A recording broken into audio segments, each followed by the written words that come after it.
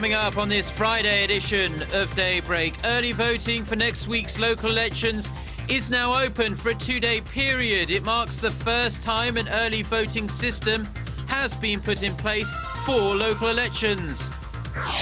North Korea makes a deal with Japan to investigate the fate of Japanese citizens kidnapped by Pyongyang decades ago. Japan will ease some sanctions and provide aid if the probe goes well. Plus, the Jeju Peace Forum opens on Korea's southern resort island with the focus on China's rise and the territorial disputes hanging over Northeast Asia. Daybreak begins now.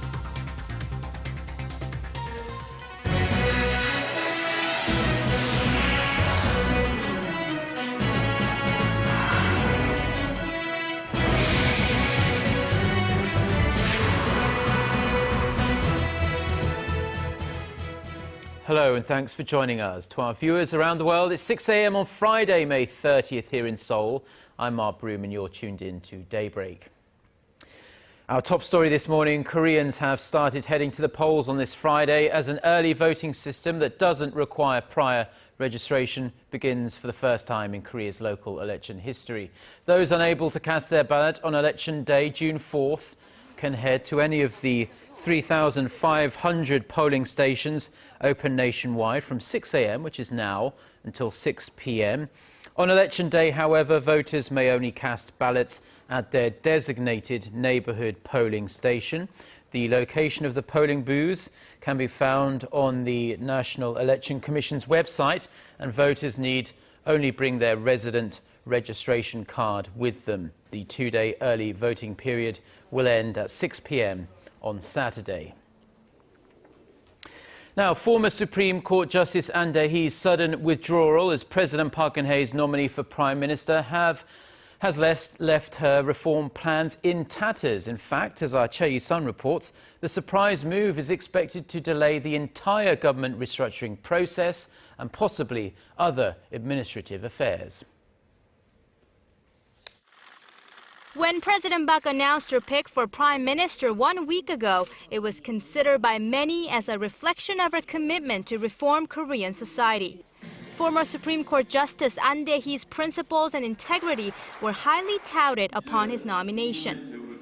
It was said those traits would help him carry out sweeping reforms, despite the fact that he had butted heads with the president during her campaign in 2012 while spearheading the ruling party's political reforms.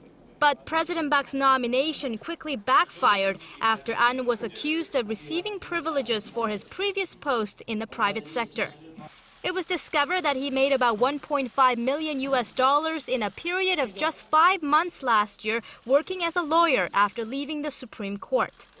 The president, who had pledged to root out cronyism in Korean society in the aftermath of the Sewol-ho ferry disaster, ended up nominating someone who was at the very center of it. An's surprise resignation Wednesday has dented the president's efforts to reform the government and to assuage public anger over the government's lax management of the ferry accident. The president is widely expected to take more time to make her next pick, possibly after next Wednesday's local elections. This means the much-anticipated cabinet reshuffle will not likely take place until after mid-June. It's also uncertain as to when the president will name her new security advisor and intelligence chief. And amid criticism over the latest personnel debacle, the fate of Presidential Chief of Staff Kim Ki-chun and other aides at the presidential office are also now in question. Choi Yu-sun, Arirang News. President Park says implementing tighter safety regulations and inspections following last month's ferry disaster will not hinder her deregulation drive to spur growth, but will help raise Korea's growth potential. Speaking to the Wall Street Journal, the president said her 3-year economic innovation plan includes cracking down on unfair business practices and irregularities. This after the ferry operator's failure to comply with maritime safety rules was found to be a major cause of the accident. On North Korea, President Park said if Pyongyang pushes ahead with another nuclear test, it would set a precedent for other countries in the region. She also called on Japan to work on rebuilding trust with Seoul by addressing historical issues between the two sides. Now, lawmakers have agreed to hold a thorough investigation into last month's Sewol-ho ferry disaster. The 90-day probe will begin next Monday. Meanwhile, authorities have so far been unable to track down Yoo Byung-an, the practical owner of the sunken ferry, who remains on the run. But prosecutors have tracked down his assets, which total well in excess of $200 million, and have been granted approval to freeze them. For the latest on the investigation, here's our Ji Myung-gil. Korean prosecutors have been given approval to freeze more than $200 million worth of assets held by the owner family of the sunken Sewol-ho ferry. Yoo Byung-an, the head of Cheonghaejin Marine Company, which operated the ill-fated ferry, and his family are suspected of having accumulated at least $234 million worth of earnings through various crimes, both at home and abroad. A district court in Incheon on Thursday granted a request by the Incheon District Prosecutor's Office to freeze the assets of Yoo and his 3 children, to prevent them from stashing away cash or real estate holdings before trials. Yoo and his 3 children, Seomna, Daegyun, and Hyukgi, are wanted on a string of corruption charges and irregularities that are believed to have contributed to the sinking of the ferry. It is all part of an effort to hold the fugitive family criminally liable for the deadly April 16th disaster.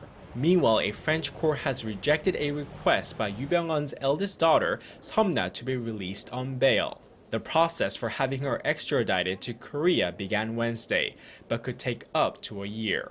Ji Myung-gil, Arirang News. Japanese Prime Minister Shinzo Abe says North Korea has agreed to reopen a probe into the kidnapping of Japanese citizens in the 1970s and 80s. North Korea says that if it finds any surviving abductees, they will be returned to Japan. In return, Japan may lift some sanctions on North Korea and send the country humanitarian aid. Shin Se-min reports. Japanese Prime Minister Shinzo Abe says that North Korea has agreed to reopen an investigation on the Japanese citizens abducted by the North decades ago, a possible breakthrough in a bitter dispute between the 2 nations. In a brief statement to reporters Thursday evening, Abe announced that the agreement is just a first step towards resolving the abduction case. Until the day comes that the families of those abductees can hold their children in their arms, our mission is not over. Since the beginning, we have been determined to pursue this goal and believe that this is a solid first step towards that. Soon after, North Korea's state news agency, the KCNA, reported the 2 countries came to terms in lifting some sanctions on Pyongyang once the probe is launched. Japan's chief cabinet secretary separately told reporters that Japan will even consider providing humanitarian aid depending on the progress of the investigation. We will look into canceling the special sanctions against North Korea and the sanctions against humanitarian vessels from North Korea to enter into Japan. Pyongyang had promised before to reopen the investigation in 2008, but never did. The North had admitted in 2002 that it kidnapped 13 Japanese nationals in the 1970s and 80s to help train spies, 5 of whom returned to Japan. The country had insisted that the remaining 8 had died. Tokyo, however, claims that at least 17 people were kidnapped and has demanded for those still being held to be released. Shin Se-min, Arirang News. Staying on that story, and the United States has backed the North Korea-Japan deal to investigate the abduction cases.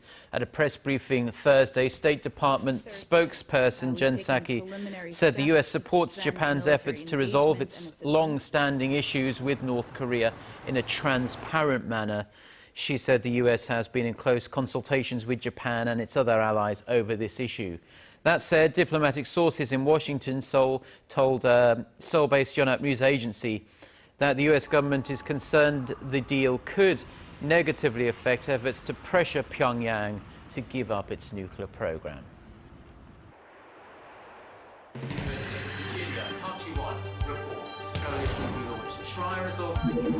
We start before the sun rises to bring you the latest stories out of Korea.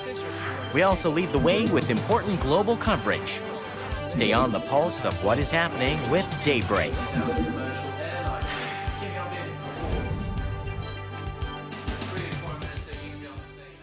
Global credit rating agency Moody's says Korea will join the ranks of advanced economies by 2018.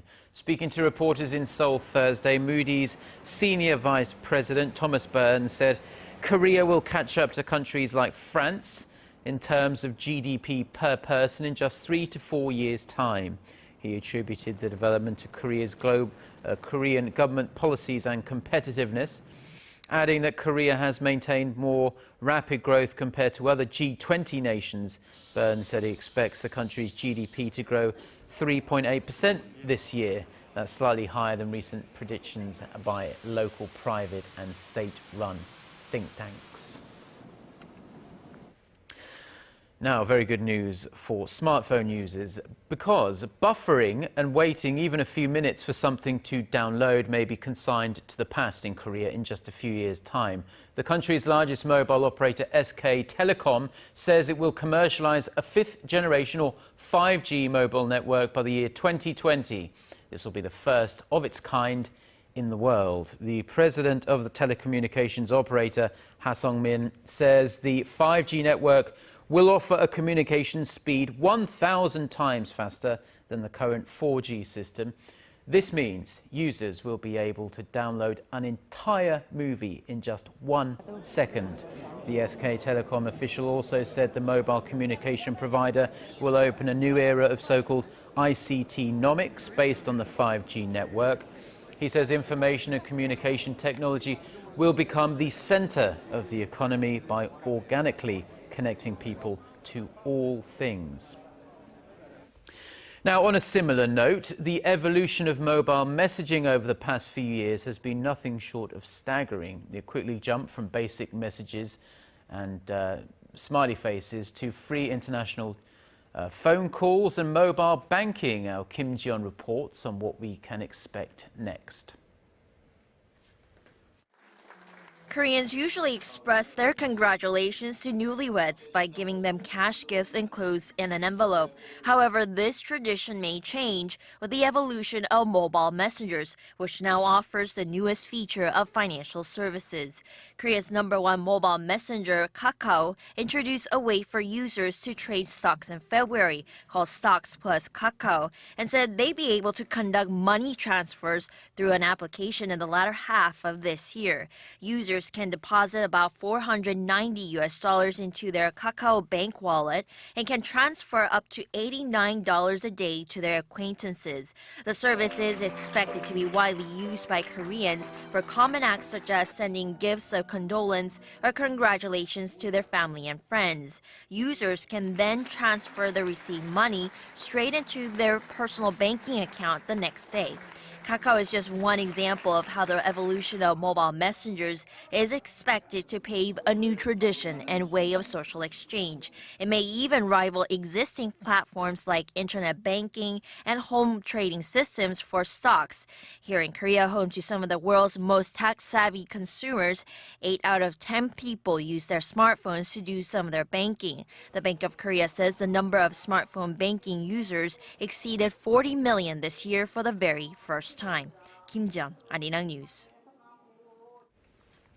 Now, some seriously state-of-the-art military equipment is being showcased at a huge defense exhibition underway now on the outskirts of Seoul. Opening the expo on Thursday, President Park Geun-hye pledged to open a new era in defense. Our Kim Hyun-bin reports. President Park Geun-hye at the opening ceremony of the Korea Defense Technology Exhibition in Kintex, northwest of Seoul, on Thursday, emphasized the importance of civilian and military technology cooperation. 국방 분야의 우수한 기술이 민간에 적용되면 지금까지 없었던 새로운 가치가 창출될 수 있습니다. 그동안 우리나라는 꾸준히 선진 국방 기술을 축적해 왔고 수준 높은 민간 과학기술 역량을 보유하고 있기 때문에 민군 기술 협력의 시너지는 매우 크다고 할 수 있습니다. The technical cooperation began in 1970 and has created over $1 billion in added value. Over the past 40 years, we have invested $1.5 billion and in return made $18 billion, a 16-fold increase in economic effect. The defense industry also created tens of thousands of jobs, boosting Korea's economy. Just last year alone, Korea's defense industry's total value was worth over $34 billion. Jointly hosted by the Science and Defense Ministries, the exhibition displays thousands of military gadgetry, with some aimed to significantly enhance military performance in the near future. I'm wearing state-of-the-art bulletproof equipment called a super soldier. With this strapped on, a soldier is not only better protected, but they can march much further and carry much heavier weight. The exhibition gives the public a small glimpse at the Korean military's capabilities in defense technology and will be open to the public for 4 days through June 1st. Kim Hyun-bin, Arirang News, Paju. Now, following on from that, but achieving peace and prosperity anywhere in the world is a tall task, and Asia is absolutely no different. Decades-old historical and territorial disputes continue to fuel tensions between the major players in the region. For discussions on ways to ensure we all get along, world leaders and experts have gathered on Korea's resort island of Jeju for a 3-day peace forum. Connie Kim reports.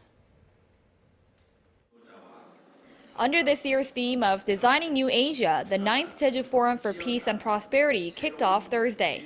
At the opening ceremony, former Australian Prime Minister Julia Gillard and former Chinese Foreign Minister Li Jiaoxing called for rising conflicts in the region to be resolved peacefully, including the North Korea issue. The new leader, Kim Jong-un, comes across as both dangerous and erratic. It is important that China and others in the region explain to their neighbours the pace and scope of their military modernisation to build confidence and trust. China's rise in power and its territorial disputes in the East and South China Seas were the focus during a discussion that followed the opening ceremony. The rise of powerful nations in the West came at the expense of other countries. As a peace-loving nation, China has never sought to invade other countries. The progress and development realized by China came peacefully. Regarding its territorial disputes, the former foreign minister said China had sovereignty over the areas. There is free navigation in the South China Sea, so we always welcome this. However, interfering in the territory is unfair behavior. We need to resolve this through diplomacy. For peace to be realized in Asia, the speakers agreed that regional economic partnerships and free trade pacts were positive ways to enhance cooperation and diffuse tensions. Amid a number of territorial and historical conflicts in the region, world leaders and experts have gathered to discuss ways to resolve the differences for the sake of peace and prosperity. Connie Kim, Arirang News, Jeju.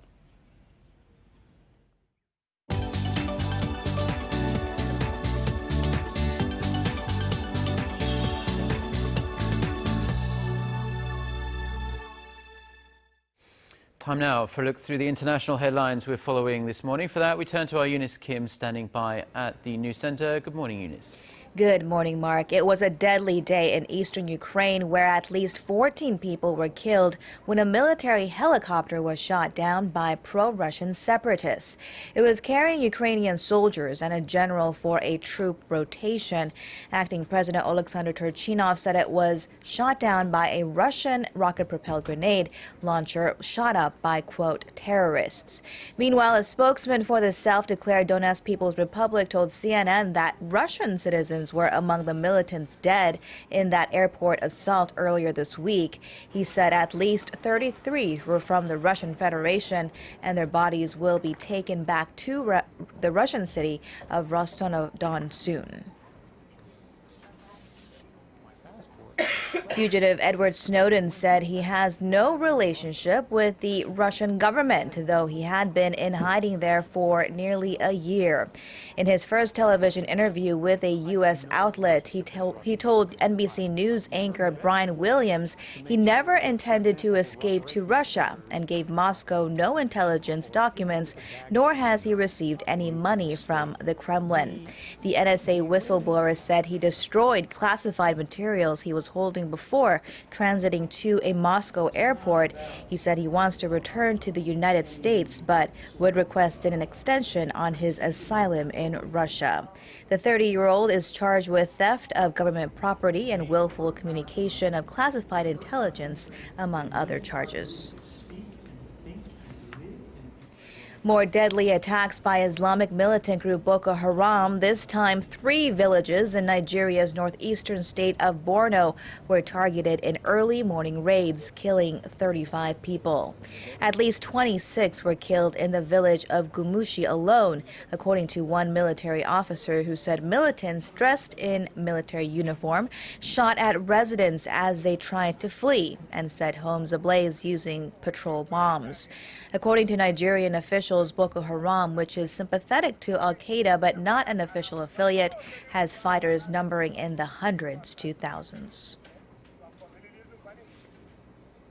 And Pakistan's leader is speaking out about a stoning death of a woman for refusing an arranged marriage that has shocked the world. Farzana Parveen was 3 months pregnant when she was stoned by her family members in a so-called honor killing in front of a court in Lahore. She and her chosen husband were there to contest a related court case. Prime Minister Nawaz Sharif called the killing totally unacceptable and ordered the Chief Minister of Punjab province to submit a report immediately. According to the Human Rights Commission of Pakistan, there were more than 800 such honor killings in the country last year.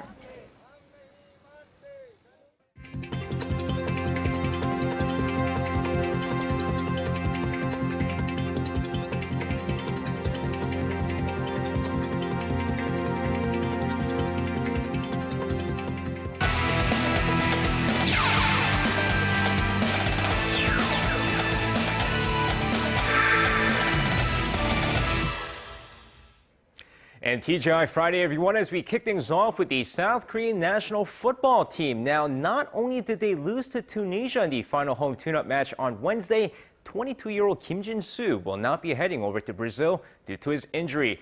Now, the South Korean defender, who's ailing from an ankle injury, will not be able to heal in time for the World Cup, according to the team doctor, and will be taken off the World Cup roster. Instead, added onto the roster is Park Ju-ho of Mainz, who many consider to be the biggest snub in the 23-man roster. Although Park is also recovering from an injury, the KFA believe that he will be able to heal faster than Kim and will be available for the World Cup.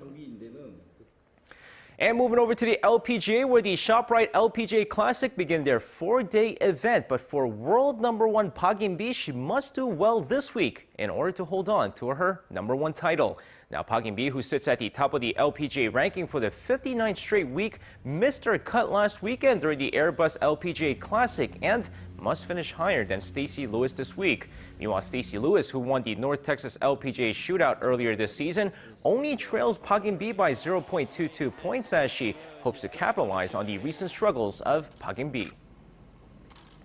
And moving over to some Thursday night's KBO action, the NC Dinos crushed the Hanwha Eagles for the 3rd straight night, 15-7, with the Tucson Bears hanging on to beat the Kia Tigers 15-10.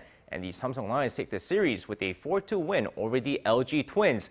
Meanwhile, let's take a look at the SK Wyverns take on the Nexen Heroes. Of course, going into the game here, first inning, EJ won with an RBI ground out to second, gives the SK Wyverns the 1-0 lead before Kim Gang-min makes it 2-0 with an RBI single to left center. Now still in the top of the first inning, bases loaded for Park Ye-hyun, and he singles to left center. This scores 2, and it's now 4-0. We go over to the second inning of the game. Seogun Chang, an RBI single to center, and it's 4-1 before Lee Tae-gun, the next batter, makes it 4-2 with a sac fly to right. SK continues to cruise through, up 5-3 in the ninth. Bases loaded, Park Jung-kwon, and there it goes, deep to right field. A grand slam, and it's 9-3. Now, Kang Jong-ho would add a solo shot in the bottom of the ninth inning, but no matter as the SK Wyverns beat the Nexen Heroes 9-4, your final score.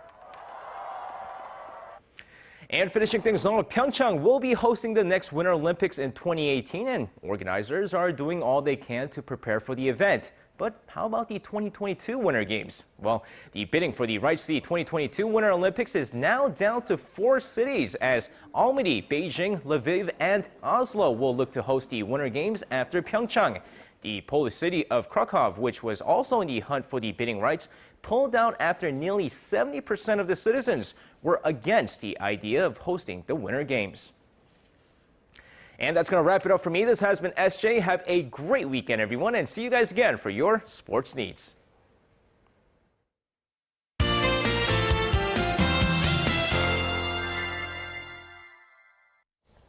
Well, temperatures in Daegu soared to 35.6 degrees Celsius yesterday, marked as the hottest day in May in 52 years. And I know I've been repeating myself by telling you that today is going to be another hot and sunny day. Well, I'm going to have to tell you the same story. In fact, it will be hotter than yesterday. I know it's just too hot to be May these days, and the sun is brightly shining down on us all day long. And today is also going to be a very sunny day, and with that sunshine, temperatures will be warm into low to the mid-30s. Now, moving over to Jindo, it should be also have mostly sunny day, and winds and waves will remain calm while the currents in the water continues to be fast. With that in mind, let's take a closer look at the readings for today. The afternoon high in Seoul and Gwangju will rise to 32, while Daegu tops out at 34, and Busan should climb to 27 later on. Now, for other regions, down on Jeju and Dokdo should see a high of 28. Daejeon will reach 32, while Mount Keungang tops out at 22. Well, that's all for me at this hour, but I'll be back with more updates after 10. And that's all we have for now. We'll be back at the same time on Monday. Until then, goodbye.